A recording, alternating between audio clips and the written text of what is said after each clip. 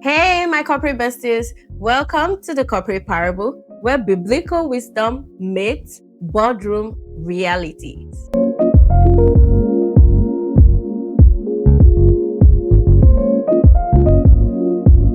So, today I'm going to be telling you about a 2,500-year-old story that explains exactly how to stand out at work today. Buckle up, baby. Are you kidding me? You might be wondering, what is that story? Yeah, it's a story from the Bible, and we're going to be using the case study of Daniel. Daniel in the book of Daniel, chapter 1. In Daniel chapter 1, verse 20, it says, and I paraphrase, "In all matter of wisdom and understanding, he was found 10 times better than the magicians." I'm sure you're asking and wondering, so who was Daniel? Daniel, being our case study today as a character that we'll be looking at, was a man gifted by God. He was an Israelite that was sent into exile to Babylon. It wasn't just him, it was him and his friends, and maybe other people. They went to Babylon, and the king who was reigning at that time needed people and men to serve in his court, right? And before they were eligible to serve, they needed to do like some 3-year training. And the king had criterions and specifications, like someone who is full of wisdom and understanding, someone who is intelligent. And Daniel fell into that category and that criteria. And they lifted him to be part of the men that will be trained to serve in the king's court for 3 years. So a chief was put in charge of these men, and they were, let's say, allocated with welfare and given meat and food and everything literally that they needed for their well-being. But Daniel wanted something different whilst he was serving. He approached the chief and requested that instead of eating the meat that was provided by the king, he just wanted to eat vegetables and drink water, him and his friends. The chief hesitated, and he was like, "Do you want my head to be cut off? Don't you see the instructions that were given by the king?" And after much hesitation, he said, "Okay, I'm going to let you eat vegetables and drink water for 10 days. After 10 days, or on the 10th day, if I don't see any visible difference, you're going to go back to eating the meat that was originally provided." Daniel and his friends agreed. Guess what? After the 10th day, in fact, on the 10th day, the chief was amazed. He could see the clear and distinct difference between Daniel and his friends from the other magicians and the people. And they were even, the Bible says, they were even fatter and fresh. Oh my God! Wow! So after that, after the 10th day, and the chief was excited, like was happy with the difference, he allowed them, honestly, who wouldn't allow? He allowed them continue to eat the vegetables and water till after 3 years. And that was when the scripture said, after the 3rd year, the king found them 10 times better. Because what? They had excellence. They applied wisdom to what they were doing, and the Spirit of God was with them. Now, look at it this way.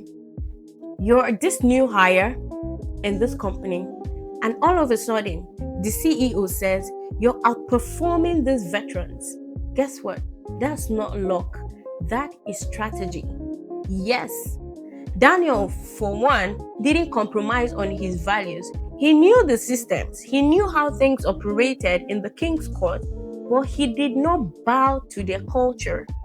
Being the Daniel of your workplace is showing up with discernment, excellence, and strategy.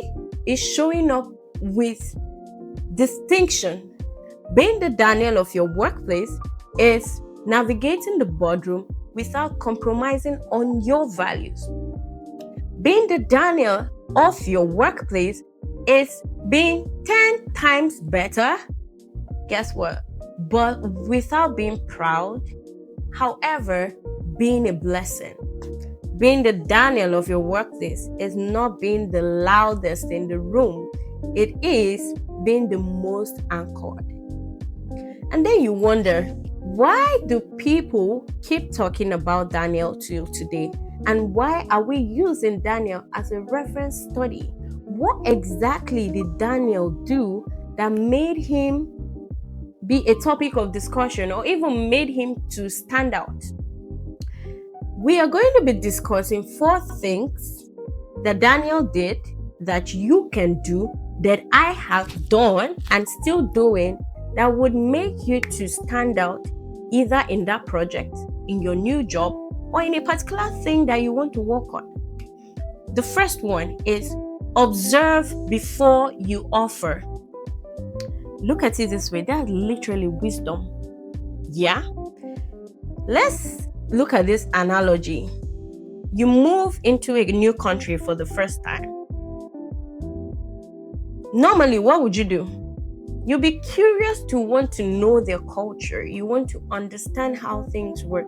You want to even learn their food. Maybe in fact, what you've been eating previously is not what they eat, but you have to eat to survive, Abi. So you want to learn their food. I'll give an example of myself.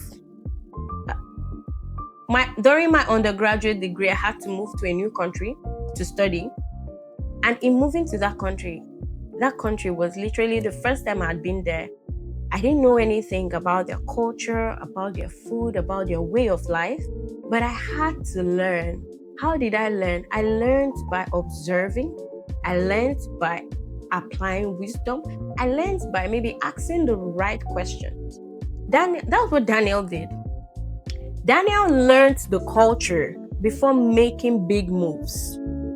So when you go into the workplace and when you in your first 60 days, what are you trying to do is you're trying to learn the team's dynamics. You're trying to learn the culture of the business.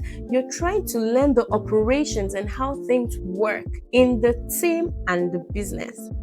That's not the time that you start feeling as though I came with experience and I know all of that. Example of myself again. I got this job.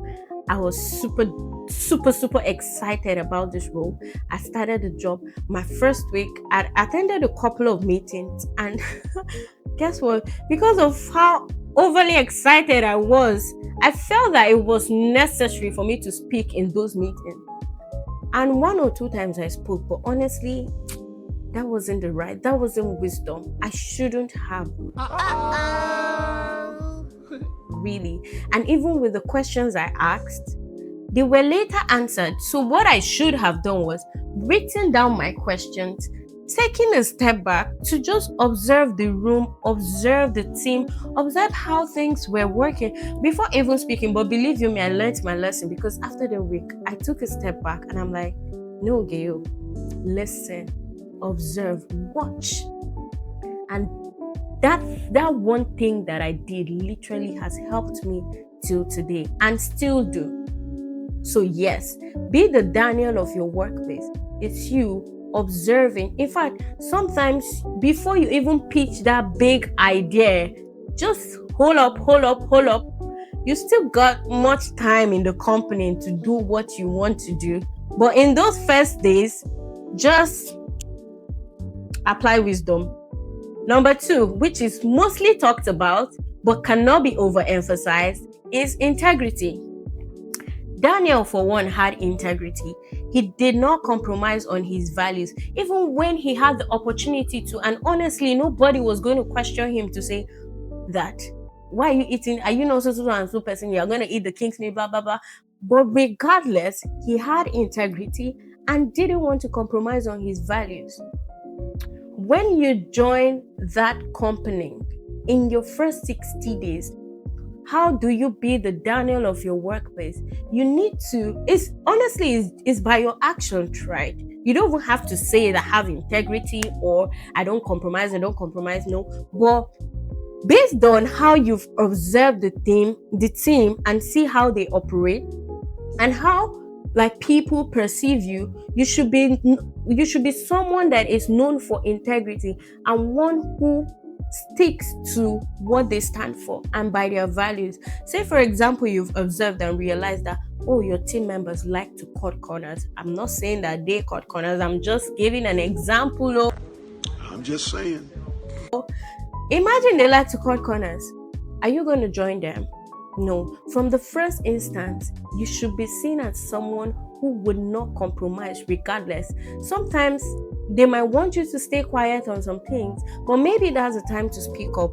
But honestly, it doesn't just happen smoothly. It might come with its own hicks and hiccups. It might even come with its own challenges. But so far as you know what you stand for and what you believe in, believe you me, you're going to do exceptionally well. The third one, map your stakeholders. Look at what Daniel did. Do you know that Daniel mapped his stakeholders? How did he do that? So remember when he went to meet the chief to request that he wanted to eat vegetables and drink just water? Do you think he didn't apply wisdom before making that step? He actually did.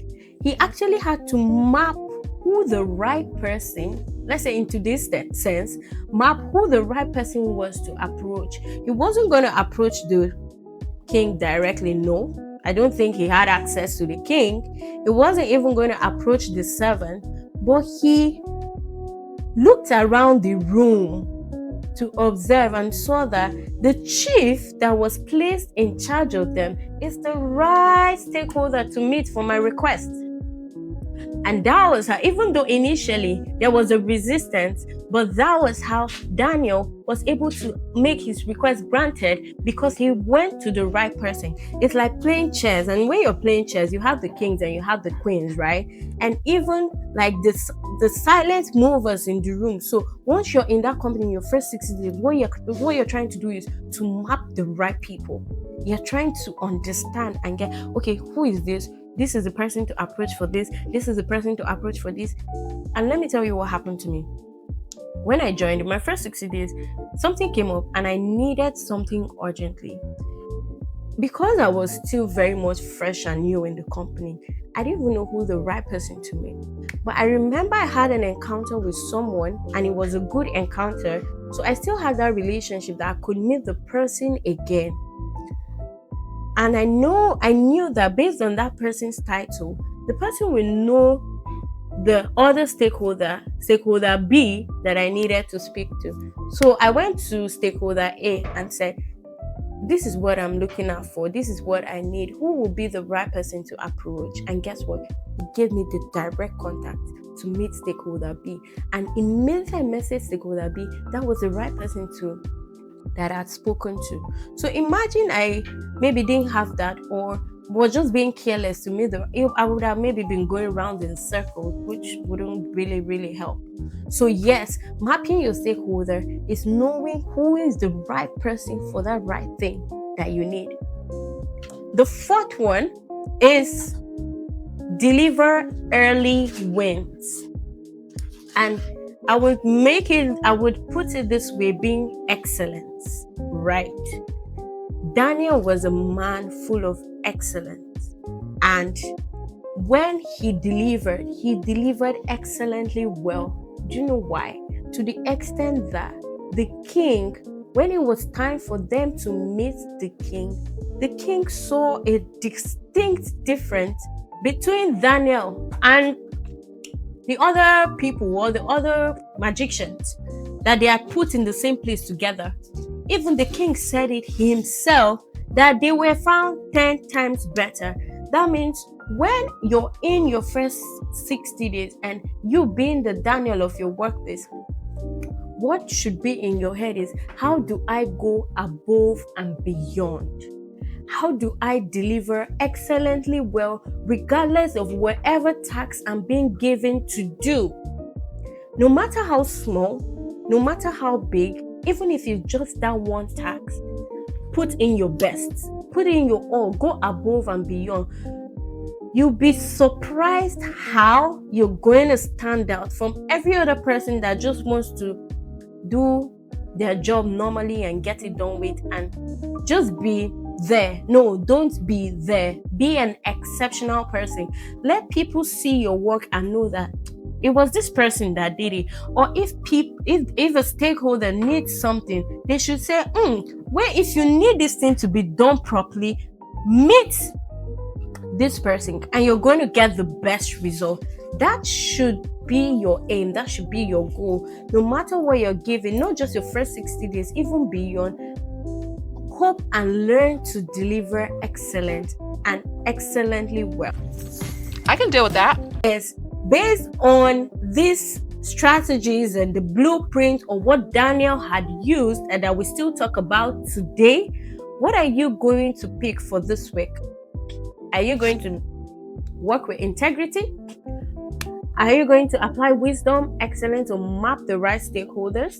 Remember, Daniel was found 10 times better because he elevated them. He elevated every single thing that he did. Let your excellence be your evangelism. Go and be 10 times better. Go and be the Daniel of your workplace and do exceptionally well. Join me next week for another episode of No, I'm not gonna spill the tea. Aww. Watch this space. I'm gonna keep you wondering, and you will see us same time next week. Bye.